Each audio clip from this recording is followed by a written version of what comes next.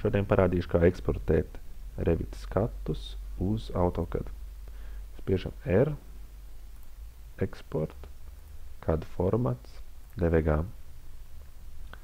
Šeit izvēlamies, kurus skatus vai lapas gribam eksportēt. Spiežam Next, norādam, kurā vietā gribam eksportēt šos failus, uz kuru mapi. Šeit norādam, uz kādu AutoCAD versiju šos failus eksportēt.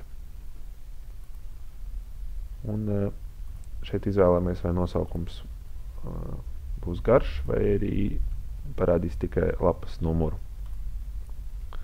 Šis ceksītis jūsu, piemēram, skatus uz lapas, jums ir vairāk griezuma vai aksonometrijas, katru šo skatu sadalā atsevišķā AutoCAD failā. Parasti šo es neapceksēju. Un tad spiežam OK. Kad eksportēšana ir pabeigta, izveidotos failus varam atrast norādītajā mapē.